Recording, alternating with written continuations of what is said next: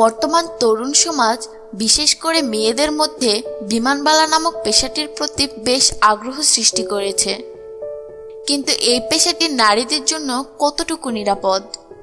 চকচক করলেই যে শোনা হয় না, তেমন বেশি বেতন, চকচকে পোশাক মানে যে আহামরি কোনো পেশা নয়, তার একটি উৎকৃষ্ট প্রমাণ হচ্ছে বিমানবালা নামক পেশাটি। শোনা গেছে যাত্রীদের যৌন সেবা প্রদান করছে বিমানবালা। একজন বিমানবালা বিমানের যাত্রীদের সাথে যৌন সম্পর্ক স্থাপন করে 2 বছর সময়কালে প্রায় $65,000 আয় করেছেন। তারপর একে একে ফাঁস হতে থাকে বিমানবালাদের পেশাগত জীবনের গোপন রহস্য। আজকের এই ভিডিওতে আপনারা জানতে পারবেন সুন্দরী সব বিমানবালারা গোপনে কী সব কাজ করে থাকে এবং কেন তারা এত ডলার পেয়ে থাকে। 15 বছর ধরে বিমানবালা পেশায় নিযুক্ত, নাম প্রকাশে অনিচ্ছুক তেমনই একজন বিমানবালা নিজস্ব অভিজ্ঞতা থেকে বলেছেন, বিমানের বিজনেস ক্লাস অথবা প্রথম শ্রেণীর অনেকটাই পতিতালয়ের মতো, কারণ এখানে রোজ মোটা অঙ্কের অর্থের বিনিময়ে ধনী যাত্রীদের সাথে বিমানবালারা রোজ শারীরিক সম্পর্কে লিপ্ত হন। এই ধরনের বিমানবালারা সাধারণত বেশি দূরত্বের ফ্লাইট বেছে নিত। ক্লায়েন্টের সাথে 90 মিনিট কাটানোর জন্য তারা $300 থেকে $450 দাবি করত। তিনি আরও বলেছেন, অনেক পাইলটরা নিজেদের যৌন চাহিদা মেটাতে বেছে নেন বিমানবালাদের। তাছাড়া একটু নীরব পরিবেশ পেলেই শুরু হয়ে যায় এয়ারলাইন্সের সহকর্মীদের একে অন্যের সঙ্গে যৌন লীলা খেলা। তারা তাদের সময় মতো বিমানবালাদের মোবাইলে মেসেজ পাঠিয়ে তাদের ডেকে নেয়। এখানেই শেষ নয়, রাতের বেলায় পার্টি। হোটেলে যাত্রীদের রাত্রি যাপনও বেশ স্বাভাবিক বিষয় তাদের কাছে। বিমানবালাদের নিয়োগের সময় পাইলটরা অনেক সময় ইশারায় তাদের সাথে সময় কাটাতে হবে সে কথা বুঝিয়ে দেয়।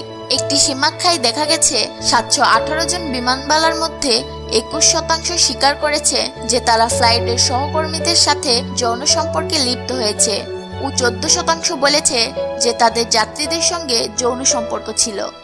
বর্তমানে বিমানবালা হিসেবে কমবয়সী সুন্দরী পতিতাদেরও নিয়োগ করা হচ্ছে, যাতে তারা তাদের পতিতাবৃত্তি সহজে প্রচার করতে পারে আর তাদের নিয়োগকারীরা মোটা অঙ্কের কমিশন হাতিয়ে নিতে পারে।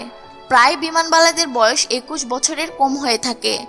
চাকরি নিয়োগের পর কাজ শেখানোর জন্য কয়েকদিন জুনিয়র পাইলটকে তাদের সাথে একটু বেশি সময় কাটাতে হয়।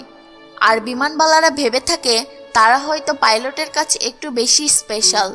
ফিরতি ফ্লাইটে যদি সময়ের ব্যবধান বেশি হয় তবে পাইলটেরা তাদের হোটেলের রুমে ছোটখাটো পার্টির আয়োজন করে এবং সেখানে তাদের পছন্দের বিমানবালাদের আমন্ত্রণ জানায়। আর পার্টিতে শুরু হয় মদ্যপান সাথে অবৈধ শারীরিক সম্পর্ক।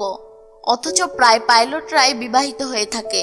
কখনো কখনো বিমান পরিচালকেরা কিছু বাক্যের মাধ্যমে বিমানবালাদের কেবিন প্রস্তুত রাখার ইঙ্গিত দিয়ে থাকেন, যাতে তারা অন্তরঙ্গ কিছু সময় কাটাতে পারে। উদাহরণস্বরূপ, এক সময় একজন পাইলটকে তার ঘোষণায় জর্জ মাইকেলের গানের কথা ব্যবহার করেছিলেন। কথাগুলো ছিল অনেকটা এইরকম, লেডিস অ্যান্ড জেন্টলম্যান, আজ রাতে আমি হব তোমার স্বপ্নের পুরুষ। আমার ফিসফিস শীষের শব্দে তোমায় মাতাল করে দেব। সব বিমানবালারাই যে স্বেচ্ছায় এইসব অনৈতিক কাজে লিপ্ত হয় তেমন না। অনেক পরিবারের আর্থিক অবস্থা এতটাই করুণ হয় যে চাকরি বাঁচানোর তাগিদে তারা নিজেদের আত্মসমর্পণ করে। অনেকে আবার প্রমোশনের লোভে নিজেদের বিলিয়ে দেয়। চাকরিতে যোগদানের পূর্বে কন্ট্রাক্ট পেপারে কী লেখা আছে সেটা না পড়ে অনেকে তাতে সই করে দেয়। সামান্য ভুলটি তাদের জন্য কাল হয়ে দাঁড়ায়। তখন বাধ্য হয়ে এসব কাজে তারা লিপ্ত হয়। সম্প্রতি এক গবেষণায় দেখা গেছে প্রায় 70% বিমানবালা ফ্লাইটের যাত্রী অথবা পাইলটের যৌন হয়রানির শিকার হয়। ফ্লাইটে এমন অনেক যাত্রী থাকে যারা বিমানবালাদের উদ্দেশ্যে অনেক অশ্লীল শব্দ এবং অশ্লীল মন্তব্য করে থাকে। এই ছিল বিমানবালা সম্পর্কে আমাদের আজকের আয়োজন। কেমন লাগলো তা কমেন্টস সেকশনে জানাতে ভুলবেন না।